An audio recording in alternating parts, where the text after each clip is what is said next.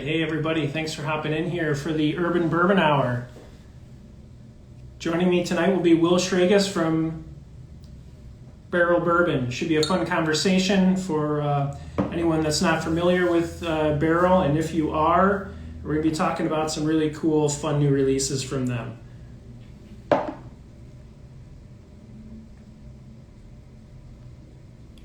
So Will, I think I see you there under the Barrell name. Just shoot me a request to join, and I will bring you in.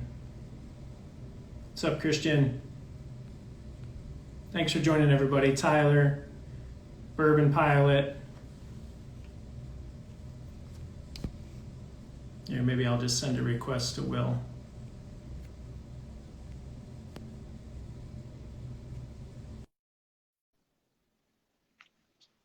So Will, I sent you a request. It should pop up on your screen.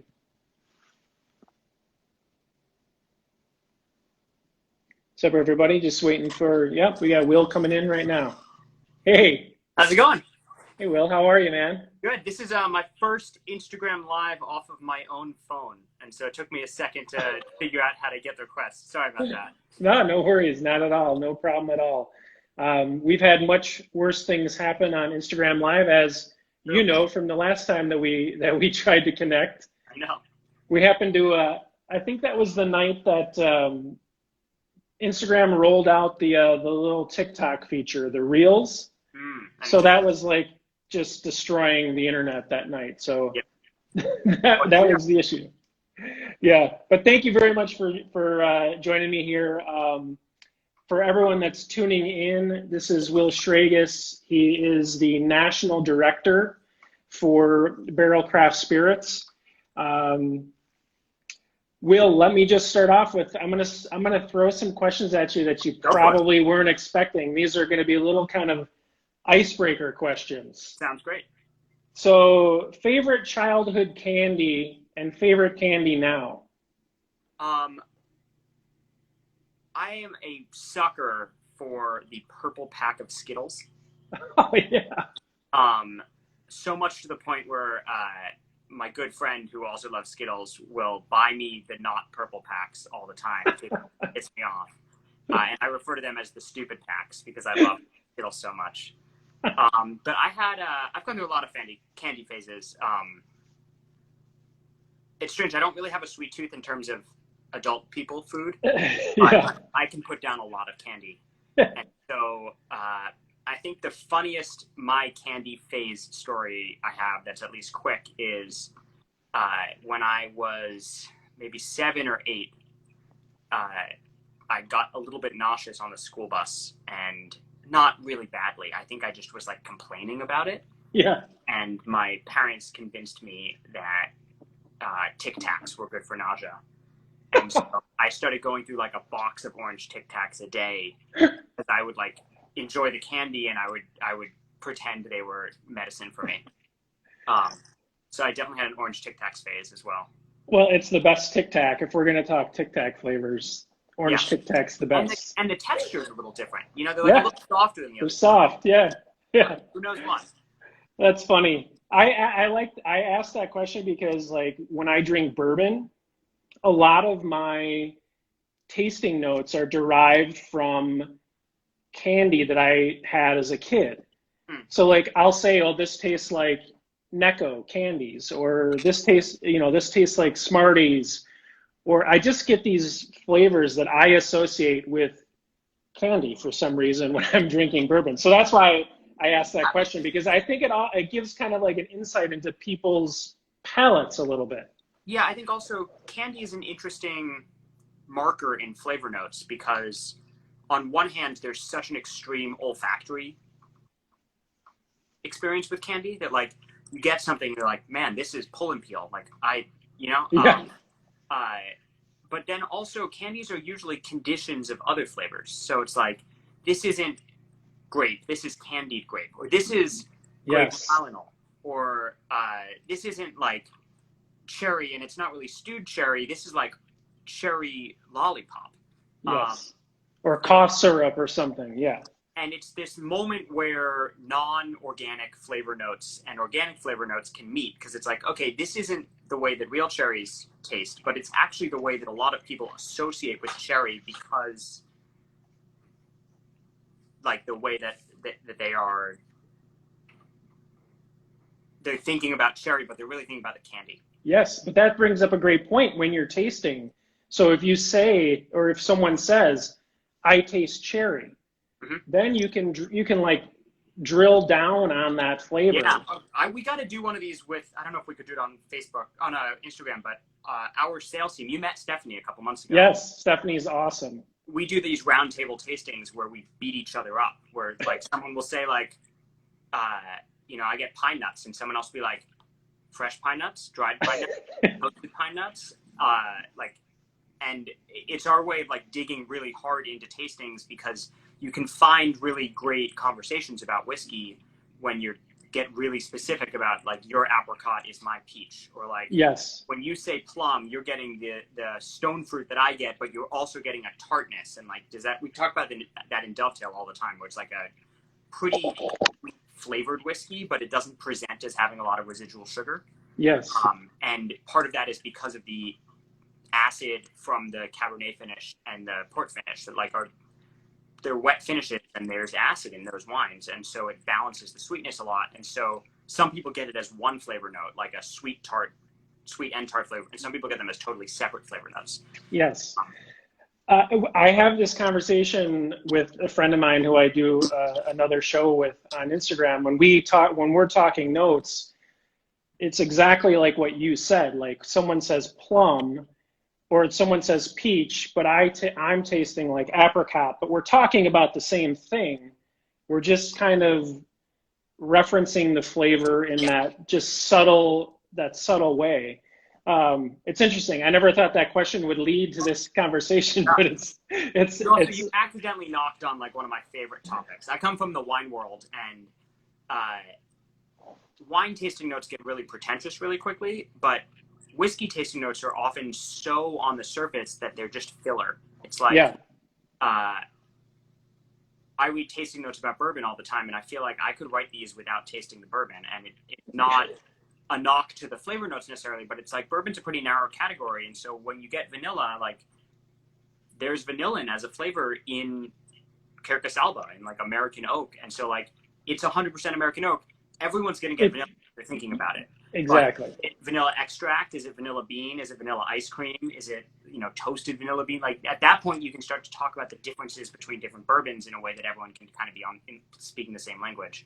Yeah, that's a huge point, especially with the vanilla. And someone else also mentioned caramel and oak.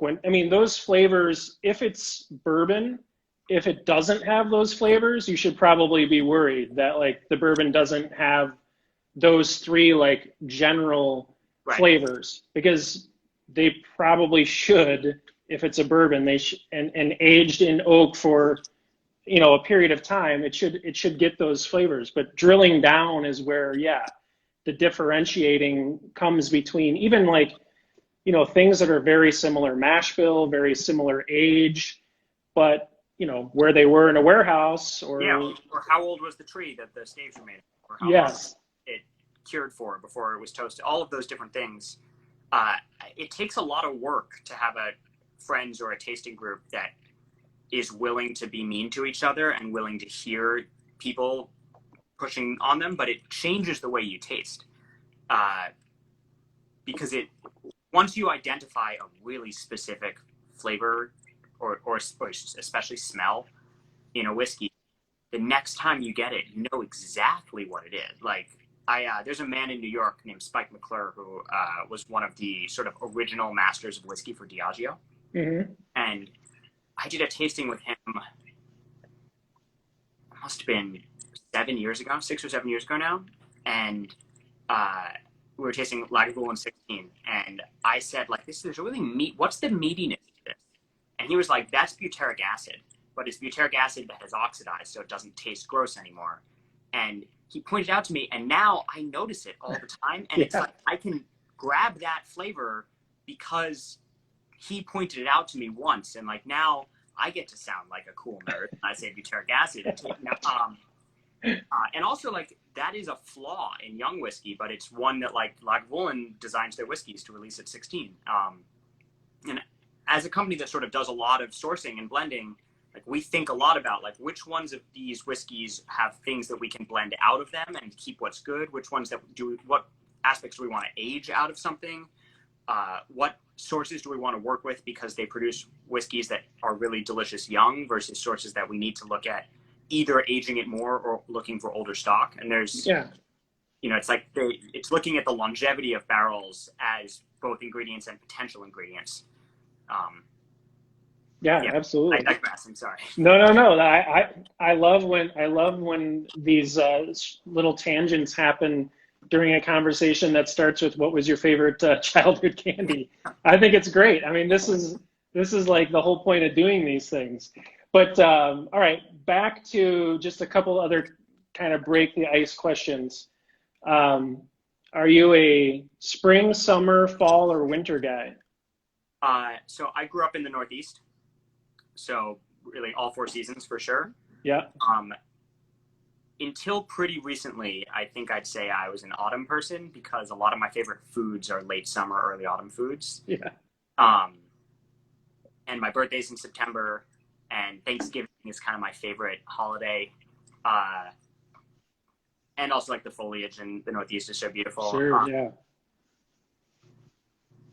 I think as I get older, I'm becoming more of a summer person. I don't think I'd want to live somewhere that's summer all the time, but I spent a lot of time this summer, instead of traveling for work, in the Hudson Valley at my parents' house, which is actually where I am now. And I just, like, feel like kind of like leathery and sunned in a way that I can't remember. Like, it hasn't, since I played sports as a high schooler, I haven't felt that way. And it makes me feel like I'm going to look forward to the summer again a lot next year. I'm a little sad. It's starting to get a little cooler at night. But I think autumn is probably I like sweaters. Yeah. Fall has the good clothes, I think. So you're in Illinois, right? Yeah, Chicago. So we get all 4 seasons too, but I absolutely hate winter. It's the worst. It's the worst. Yeah, it's terrible. I think fun about the Northeast, and I think probably Chicago too, is the summers are really hot and the winters are really cold. Not as cold as Illinois for New York, but autumn and spring are really beautiful, but they're also, like, often rainy, or like the winter or the summer was too long. But there's, like, a couple weeks every year that everyone is like, okay, this is our time. It's nice out now. And it's so exciting. And it's like all of the fun of living in a really easy climate gets, like, packed into, like, a month. And I know that's a kind of depressing way to think about it, but, like, that month is so good. It kind of makes the, like, 90-degree nights in the summer and the, like, 2 rain days in the winter worth it. Yeah, that's for sure.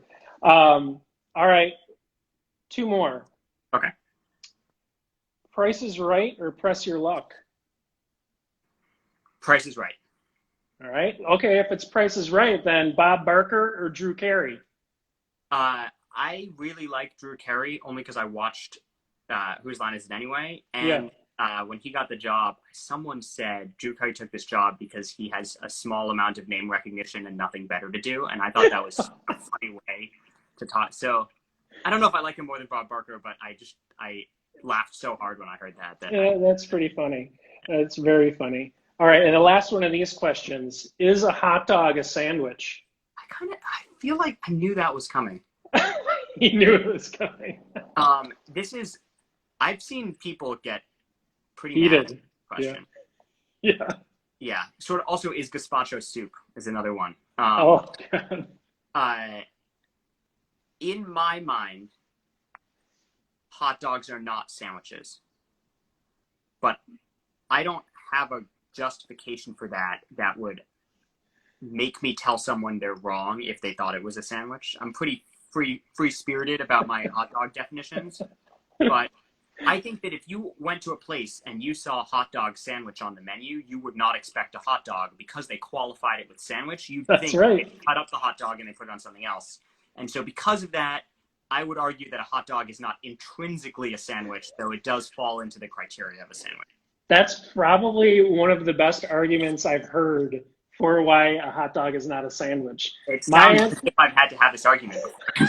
It does. Like, I can't believe like the eloquence of the answer to that question. It's great. Okay, so I think those are fun. It's just a nice little icebreaker, and I thought it told us, I think, a lot about who Will is. But can you tell us a little bit more about your background that led you to Barrell Bourbon and your position as national director, and kind of tell us a little bit about what that entails? Yeah, and I know that, we have limited time and we have a lot of cool whiskey, so I will try to keep it quick. I started as a sommelier in New York. Really thought I wanted to be like hardcore consumer side wine. That was what I thought my professional dream was. And I was terrible at it. I just there's a quality. You met Stephanie. She's a good example of like, if you are having a bad time, she wants to make sure you have a good time.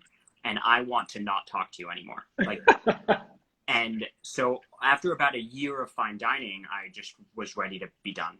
And through a weird series of events, like a lunch that I didn't realize was an interview kind of thing, I wound up getting hired by a retailer, an auction house in New York called Zacky's, which is a pretty big wine and now a little bit bigger spirits, but really historically wine retailer. And I was supposed to do domestic wine for them. And there was nobody running the spirits department. And so, like any family-run business that needs someone to run a department, instead of hiring a new person, they just kind of transferred whoever they had. And so I was like 24, 25, and thought I wanted to be a somm, and instead I was the spirits buyer for a major retailer. But I had this like really nerdy wine background, so I like dug into it really hard. And when you're a buyer at that type of store, you get, especially in New York, you get to meet like the person from pretty much every company. Yeah. A lot of the really high up William Grant people like bought their samples and stuff from our store. So like they would come in, and then because they were going in, all of the ambassadors from William Grant knew that they had to make their sections in the store look good. And I just like got to meet a lot of people, and it was wonderful. And about 6 months in, one of the people I met was Joe, who came while launching Barrell Bourbon with the second store that he made an appointment at. And we immediately got along. Wow. And so for about a year after that, he would unofficially or on like very like hour to hour basis hire me, or just like we'd go out to dinner in a consulting, or just like learning about the industry or tasting. We went to Whiskey Fest together, things like that. And he was really amazing. And the whole time he was like, I'm not going to tell you what to do with your life, but I think you're going to work for me one day. So then after Zacky's, I went on and I worked for a rum importer that was at that point called the House of Agricole and is now called Spirit Bomb. And they do rum Clement, rum JM, rum Demoiselle, Chairman's Reserve, Bounty. They're pretty serious, like traditional Caribbean, mostly French and St. Lucian rums. I worked on the East Coast and in Texas for them. And Joe came to me and said, I'm ready to hire a person now full time. You let me know when you're ready. Yeah. And I was 26, and to have someone like Joe, who's amazing and like so approachable as a boss, to say like, I'm going to hire you. You just tell me when, pick a time. Yeah. No one gets that. And so I started with him, and it was really like ground up, six dates. Let's talk about what the next thing to do is. And so we went from just batches of bourbon to bourbon and whiskey. And then we went to offering more than one batch of bourbon at the same time, and then single barrels of bourbon. Then we went to rye. We sort of expanded the portfolio, and at the same time expanded our distribution footprint. And with all that comes many, many more steps of compliance, many more distribution management situations, trucking situations. Trip was started like essentially the same time as me. And so like blending, but then blending different categories. Yeah. Started doing Infinite Barrel Project. Was working with Scotch for the first time. And like, how does that marry? There's no like playbook for marrying totally different distillates together. Yeah. And now our company is still not large in terms of our personnel, though we're pretty large and I think well known in a way that we're really proud of. And but we're still like 12, 13 people on the team. And except for Tripp's job, which he did and I could never, ever, ever do, I've at least tried to do most other things on the sales or sort of talking about products or like brainstorming compliance solutions. And so as we hire, it's like I'm sort of just the like communication fluff between all the people that are actually good at their jobs. Yeah. So, like Stephanie is a much more talented salesperson than I am, but I have dealt with a distributor not answering emails. How do we deal with them? Or like different accounts are asking for the same allocation. How do we split it up? Or what's the best way to talk about this whiskey to someone who wants to hear you talk about perception thresholds? And what's the best way to talk about this whiskey to someone that really just wants like 4 things they can go home with? Yeah. And so I work really closely with the sales team, but then I also work really closely with Joe about brainstorming and bringing what once was whiskeys that would confuse people too much or were too forward thinking or progressive to really actually launch, and how to like bring them, how to polish his ideas and increasingly sometimes my ideas, which is really heartwarming, make them actual whiskeys, and how to deal with everything from production back into like how to talk about them. And so I have the best job in the industry. Like I do a different thing every day, and some days are infuriating, and it's just going through the same PowerPoint or the same spreadsheet all day to look for inaccuracies. But then some days it's like, what 27 different finishes on private release whiskey do we want to try to do? Yeah, and seriously. Take a trip, just brainstorm, and it's like, okay, how about Madeira? Well, if we're going to do it, let's do actual single varietal Madeiras. Let's not stop at Madeira. And I have to think, like, with your background when it comes to like the finishes like that, how you just kind of could break down the specific finish into different categories. With your background as a somm when it comes to wine and those different grape varietals, and then all the other experience you had just dealing with the business.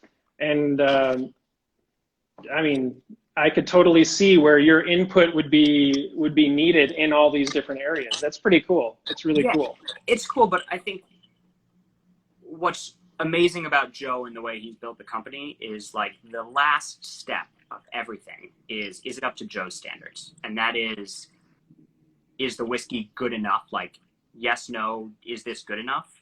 But also, does the packaging tell enough about the product that it's not going to come off as misleading?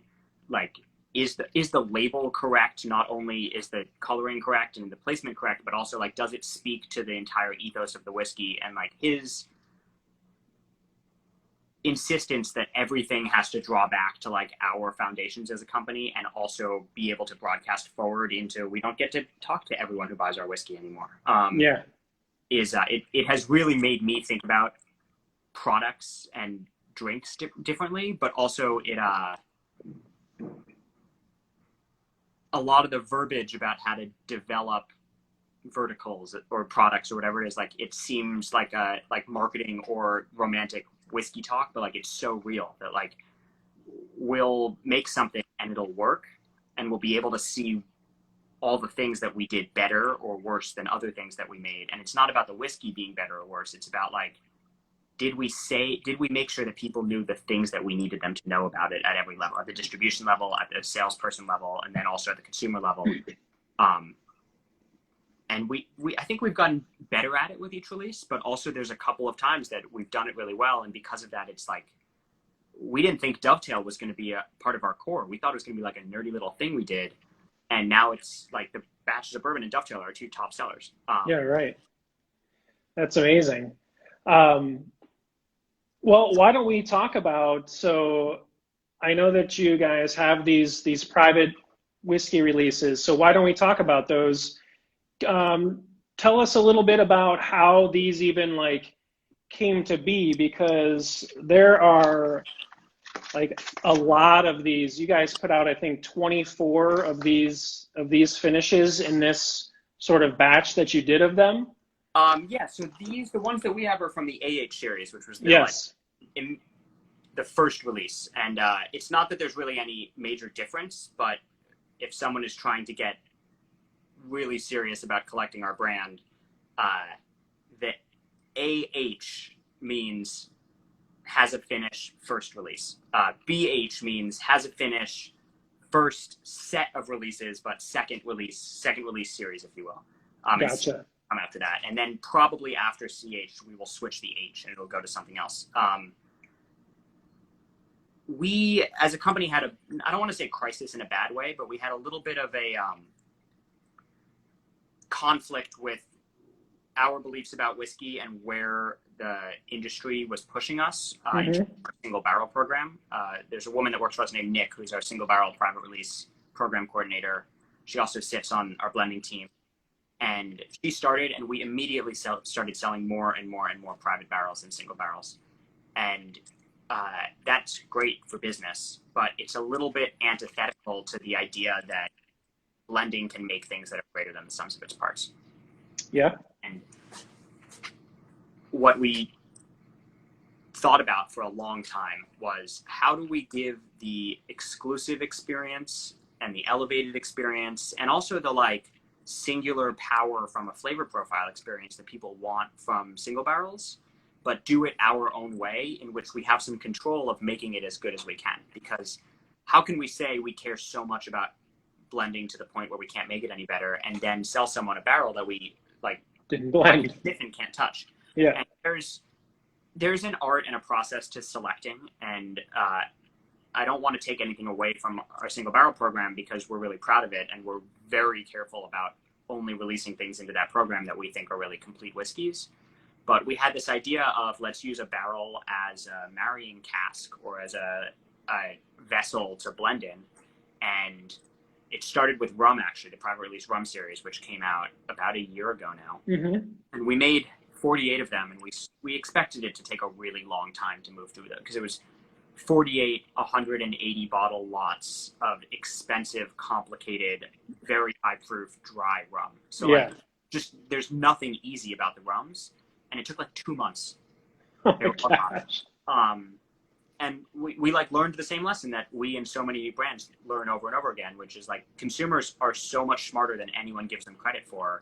Make good things and people will notice them and they will buy them. Yes. And so we decided then, that was September of last year, we are going to take this model of blending rums in single casks with finishes and move it into whiskey. But because we were going in with our head up, instead of just having the marrying cask be a random finishing tool that we would verbally say and we put it on the website, we wanted to print it on the label, which meant 27, we ended up with 27 in the first set, 27 different label registrations. And because of that, in some states, 27 unique item registrations. So we did 48. There were 24 A's and then 24 B's, I guess. But it was 24 labels across 48 releases. It was by far the most complicated production and then compliance situation that we ever had to deal with. But it was received so well because I think part of it is because no one was willing to do that level of detail. There's nothing in the space that was so immediately sort of collectible. Yeah. But, also that because it was a blend, were able to take this 18-year-old Kentucky whiskey that we really liked, but it was harsh because it had spent most of its life in used barrels, and tweak it. And so even though the base of all of these whiskeys is 18 years old, there's smaller amounts of younger Kentucky bourbon and younger Kentucky corn whiskey, and I think in a couple of them a little bit of younger Kentucky rye. And on a micro level, it allowed us to be like, this is good, but it doesn't have enough tannin. And like at 35 gallons, like that, a little bit matters. Yeah. Oh, yeah. And so I think that like it was the most exciting and most painstaking step, like before releasing these, because so much work went into every one of them. And then we released them and they were all gone. And it like, for a minute, it felt like that's it. But it was also like back to work, like next BH series, CH series, And because some of the nerdiest ones have done really well, Joe was able to, me and Nick, who comes from fine dining also, was like, gloves are off. It sound cool to you. And so like we're keeping the ones that are a little bit more in the like understanding what they're going to be like, because you don't want to make something that someone's not going to understand. But Yeah. we thought the Ratafia de Champagne finish was going to be a one-off, but then it was like a lot of people's favorite, and so we just did it again. We just sort of finalized working with an Amaro from Brooklyn, St. Augustus, and so instead of just a Sicilian Amaro finish, which we're actually going to taste tonight, I think we have a St. Augustus Brooklyn Amaro finish coming now. Ooh. And it'll say that on the label, which is because we like knew going into it that but that's like a whole nother compliance issue now, which is fun but not fun. But anyway, let's try some of that. Yeah, it's really amazing. I mean, so yeah, so you guys sent me 5 different ones here. I have them lined up in sort of from lowest proof to highest proof. So the lowest would be the Malmsey Madeira finish. Yeah. So tell me, so what's cool about these is besides like the Ruby Port, I don't know much about any of these finishes. So tell me about Madeira. I know that Madeira, it's from the only thing that I know about Madeira is that it basically can't go bad. Is that right? It's like one of those wines that like you open it and it literally will last forever. Yeah, so Madeira is made on the island of Madeira, which is a Portuguese island off the east or west coast of Africa. And for some not really savory economic reasons, it was a tax import haven for early America. And so the wine that people drank in colonial America was imported from the Isle of Madeira, either grown there or touched there. Not all the wine, but a lot of the wine. Like the Declaration of Independence was toasted with Madeira. And because it was on a boat, it saw small amounts of sun and heat for a very long time and would go bad. And so it had to be produced in a way that it could handle that and still be palatable. And so it's this like very robust fortified wine, kind of like an Oloroso sherry style, but not quite as tannic and oxidative as Oloroso sherry. And it gets, the term is Madeirized. It gets very, very slowly cooked. They still do it, but in Madeira, they'll do it like on purpose now instead of putting it on a boat. Yeah. And so it's a style of wine. There's other places that do Madeirized wine now, but it sort of came from Madeira. It's a style of wine that matches with whiskeys so well because it has this kind of dusty oxidative note to it anyway. Some of the whiskeys that people love most, especially scotches, are matured or finished in Madeira sort of just traditionally. Bushmills 21 is a good example. Like there's a lot of Madeira finish on Bushmills 21 and people love whiskey. There are a lot of different styles of Madeira. It's kind of like sherry that like if you really want to dig that hole, it's so deep. But there's 4 basic single grape styles of Madeira, and the sweetest of them is Malmsey, which is the name of a grape from the island of Madeira. So we've got the Malmsey here. And 118.98 proof on this. And of course, if people don't know, Barrell only does cask strength whiskeys. So whatever you're drinking is always basically, it's straight out of the barrel.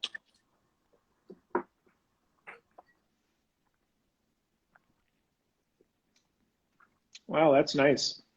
It's what was interesting, the nose and on the palate, like I feel like you can taste that 18-year whiskey kind of like popping through, like a little bit of those, I don't know, I just get with the older Kentucky whiskeys in that age range, I get like this, just like a funky sort of like leathery sort of.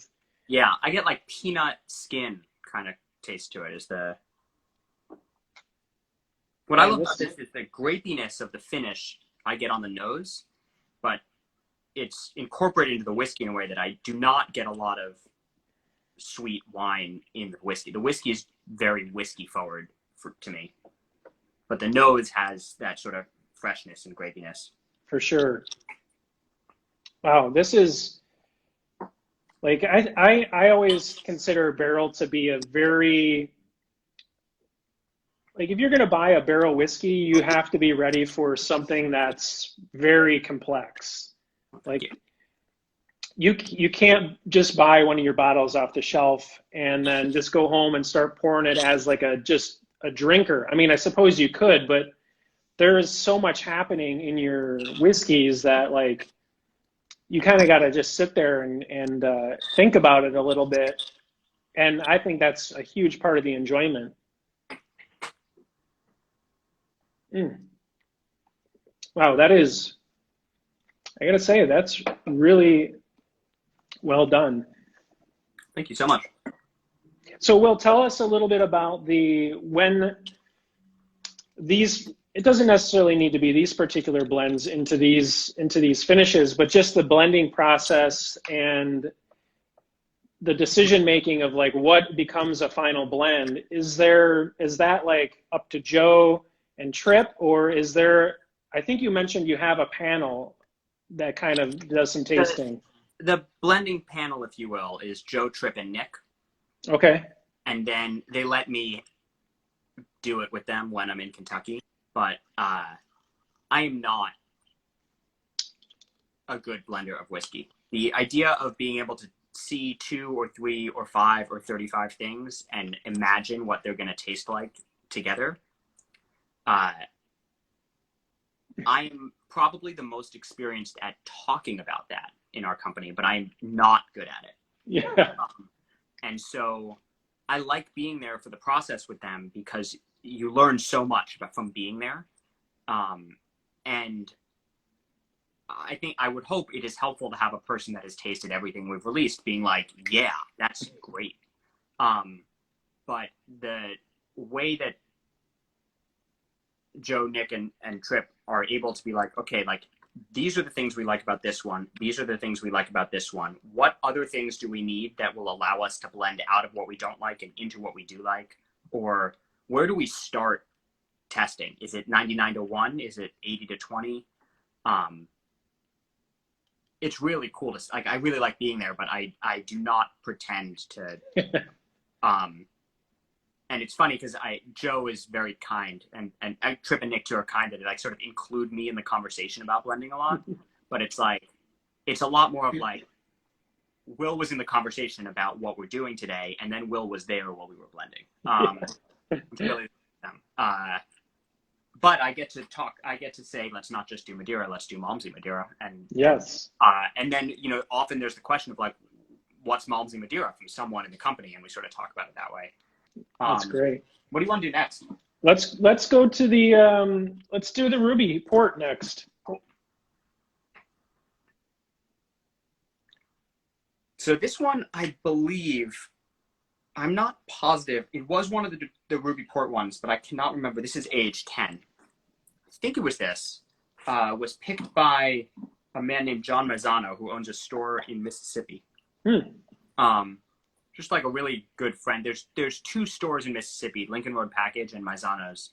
And Lincoln Road Package was like OG into Barrell, like one of the first people I met when I was working for the company. But Mazzano's has done a lot of work with us too. And John is a really, really nice guy with a really wonderful store. And he was in Kentucky and picked this. I think it was this one. It was either this or the other Ruby Port one. And there was a little bit like, what do I do with it? And went back and forth. And he released it when it came out, and he started texting me and calling me like, what is going on? And it took him 3 hours. He sold the entire thing. And it seemed like he released it on the day that a bunch of Facebook groups realized that we were doing this program. And so like one person took a picture, and people were calling from other, and so it was a little bit of a perfect storm, I think, like his Ruby Port finish in a random place, and he was in the store, so he saw it going on. Yeah. That was actually the moment with these when we realized like, oh, we're going to be totally out of these really soon. Yeah, like these are going to catch on. Yeah.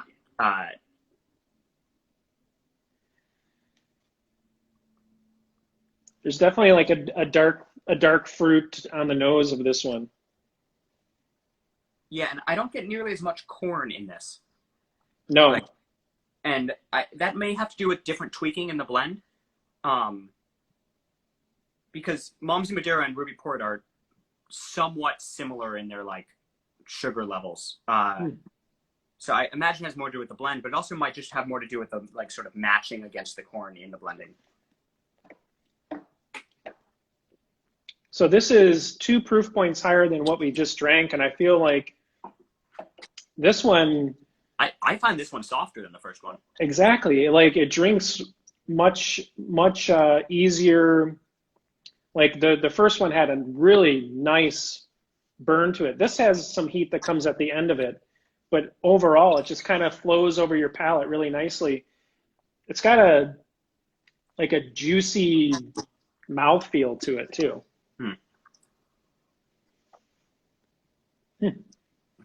That's really great. Yeah, it's interesting. I feel like you can already tell like I am drawn to the weirder the better. But every once in a while I get like the Oloroso finish, for instance, like came out so well. And like I didn't want it to be one of my favorites. I wanted the Pinot de Chouan to be my favorite. You know, like but the Oloroso Sherry was so good. And I feel like this one too. Like I think I probably overlooked it in like which do I drink tonight for fun a bunch of times, and I did it. It's great. Oh, that's a definitely a fun pour right there. I mean, really, really nice. Well, you pick the next one because I don't know any of these finishes, what any of these are. I mean, I know what one of them is, but I don't really know anything about it. But the other 2, I have no idea what they even are. I'm gonna pick AHO2. Just okay. I've got nothing else going on tonight, so I can talk to you about whiskey for as long as you'd like. But just because I feel like we're probably gonna have to do less and less about each one as we go on. Yeah. I'm not positive, but I think you can still buy this one. It was selected to be part of what we call Joe's playlist, which is single barrel and private releases that Joe feels are really sort of indicative of the projects we're doing. And so instead of giving them all to one store or all to one group, we make them available through a like series of online retailers. So anyone can get them. And if you go to our website or to mashandgrape.com and order this, it'll pass the order to a retailer that can ship to you. Okay, so not every state, like 40-something states. So explain how we even say this. So it's Tokai. Tokai finish. Which is a Hungarian dessert wine. Okay. It is made out of a grape called Ferment, which is only really popular in Hungary, although there's a couple of other people that grow it. But for a very long time, Tokai was like an extremely noble wine. I think it was Napoleon. It was his favorite.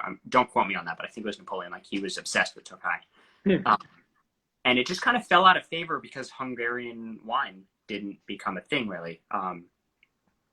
But it's just specifically Tokai is a dessert wine, and there's different levels of sweetness in it we do not need to get into. But if someone wants to send us an Instagram message or something, ask about different Putonios levels, like I'll answer. But it's this like really stone fruity, fresh, delicious style of dessert wine. It's like one of the things that like you taste it and you're like, damn it, like I'm buying this for the rest of my life now. It's another. And there's been a couple of other Tokai finishes around in the whiskey world, but not a lot of them.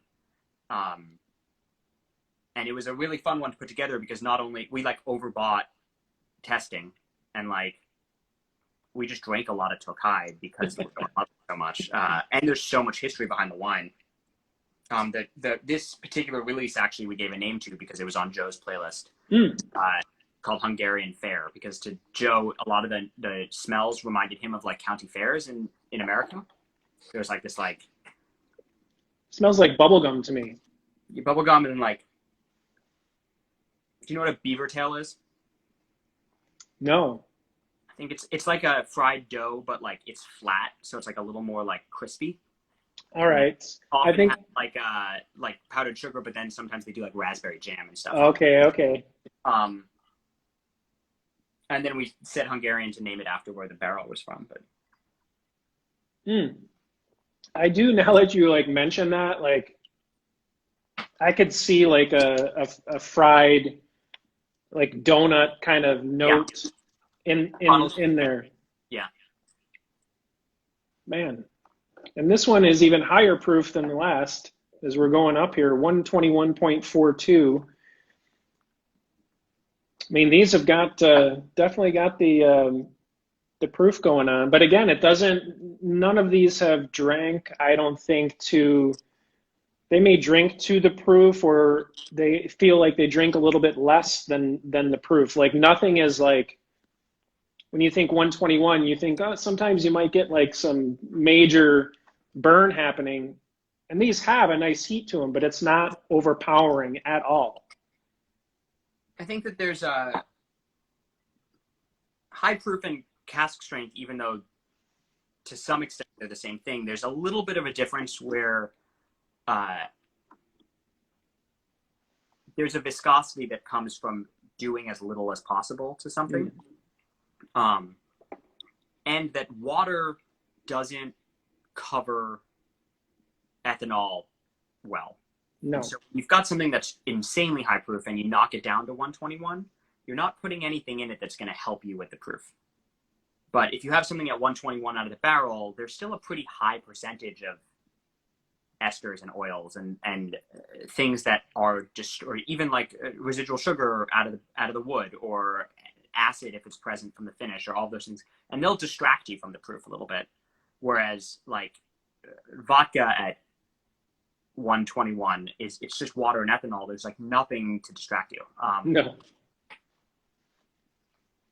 So I do think that our company, because we only do cask strength things, like we really focus on palatable and in balance at the proof we release it, not let's put a blend together and then do a more expensive version that is higher proof. Like it's the proof that it's at is where we designed it to be. Yeah.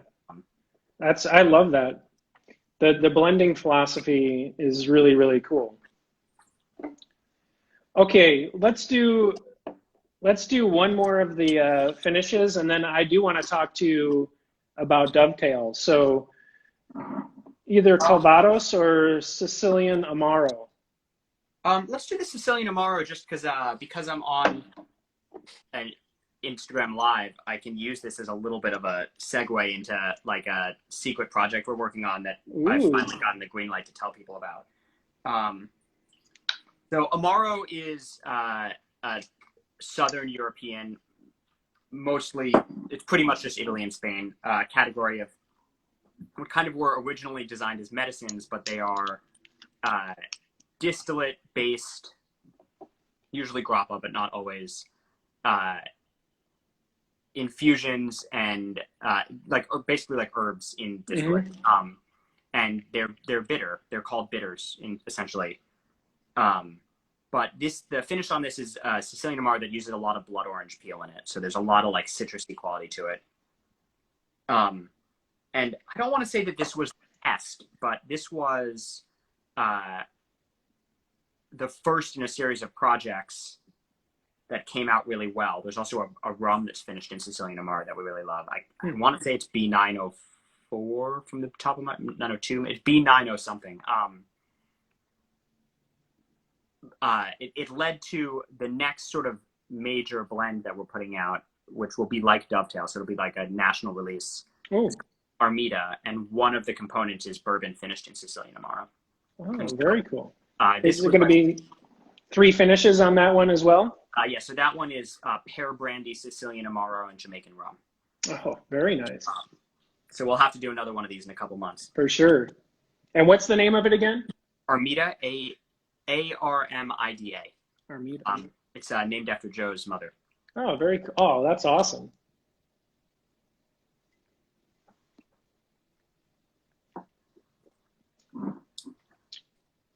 Wow. So this one, I think that the finish on this takes over a little bit more than the other two. It's a little less whiskey forward. There's a little more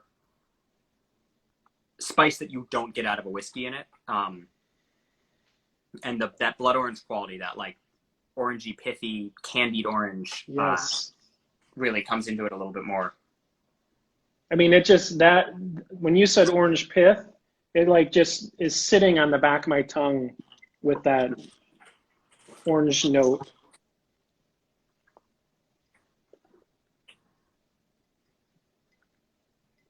again, though, even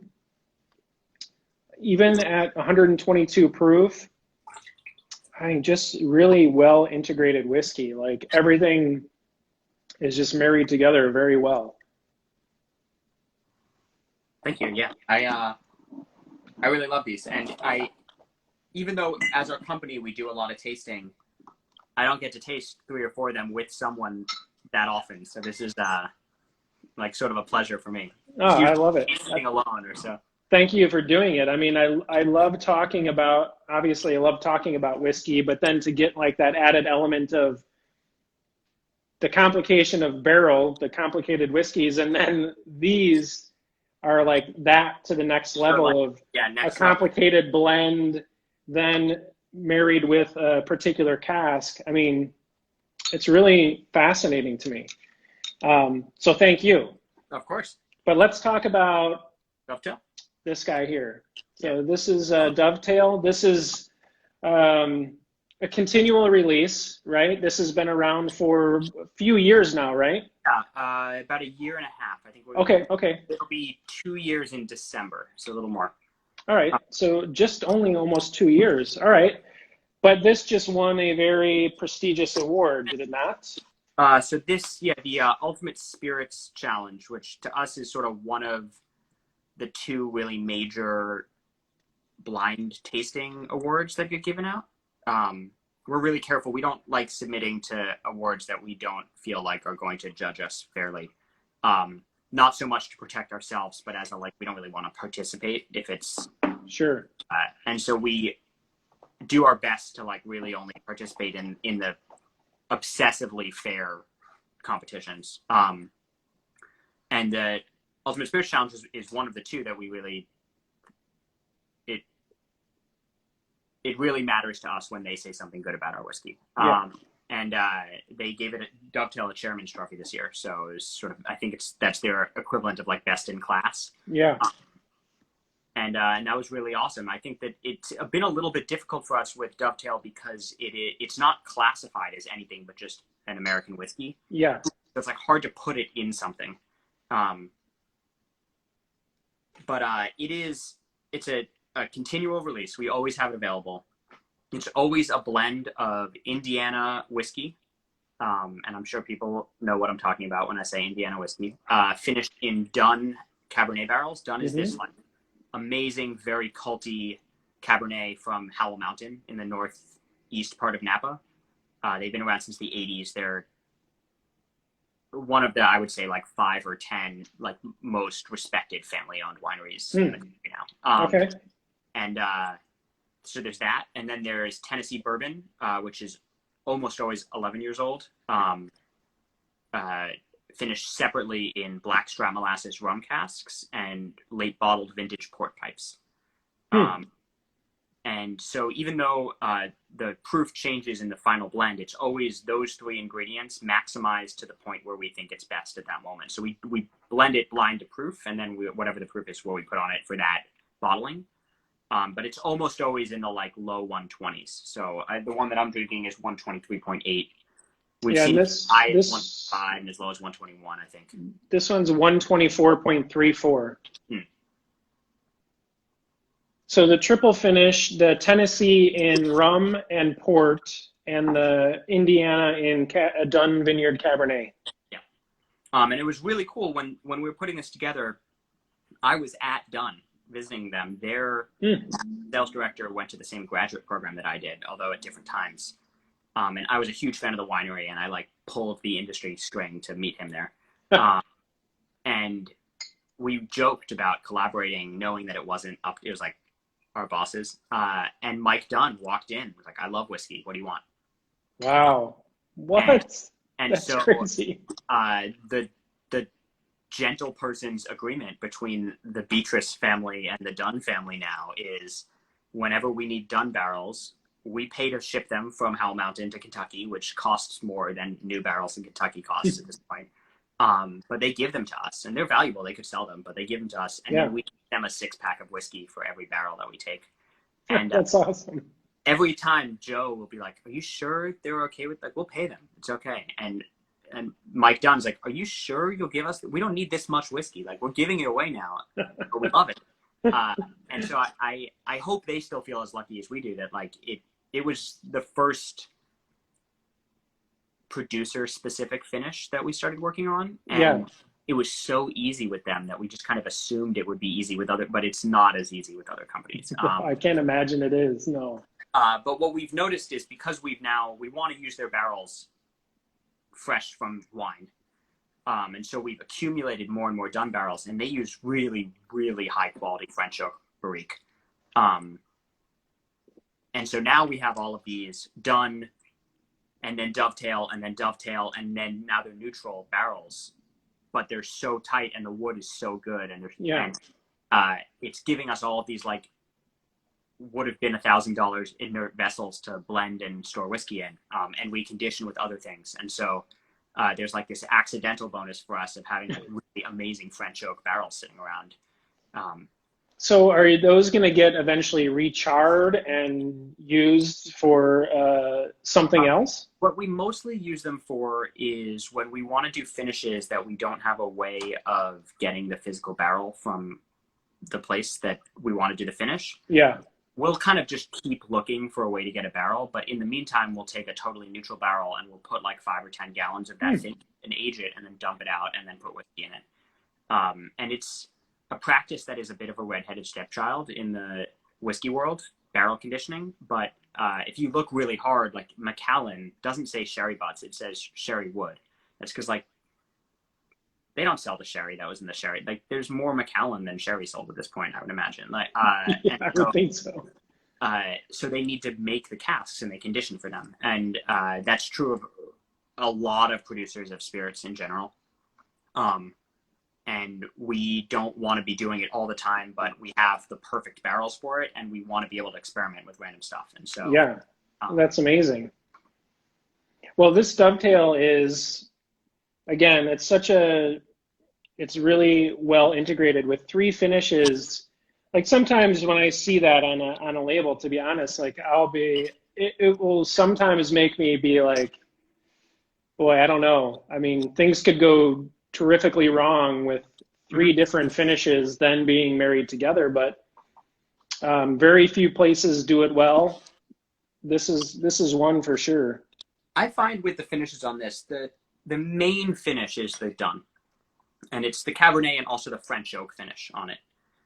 The other 2 finishes are more the bourbon getting finished. You don't get as much flavor because bourbon has so much tannin and so much sweetness. Yeah. But the blackstrap molasses rum brings some like pretty serious earthy funk to it, and just a few of those notes make it in and add a lot of complexity that I love. And the late bottle vintage port brings a little bit of like freshness and vibrance to it, and also some sugar. That like this is not a particularly sweet whiskey, but there is presence of sugar in it that makes it full. So like I bet there's someone watching this that was on the chat that I was on Zoom last night. So forgive me for like doing the same shtick nights in a row. But when you talk about sweetness in whiskey, there's 3 things going on that are not the same, though they run into each other. One is the actual flavor of the whiskey. Like, does it taste sweet? And that doesn't always have to do with sugar. It might have to do with things that remind you of sweet things. Yeah. And then there's residual sugar. Like, is there presence of sugar in a structural way? And that will affect the mouthfeel and the separation and like all sorts of other stuff. And it will sometimes give you sweetness too. And those 2 things sort of together, like how sweet is a whiskey? Like it can be very sweet and not have a lot of sugar, or it can have a lot of sugar and not be very sweet. Yeah. This is great. I mean, it's fantastic. I don't mean to cut you off, Will, but we have 30 seconds left. Oh shit. And I just want to thank you for taking the hour. I mean, this absolutely flew by. Great conversation. I thank you so much for doing it and running through these tastings. I learned a lot, and hopefully we can do this again in the very near future. Anytime. Thank you so much. All right. Cheers, Will. Take care, man.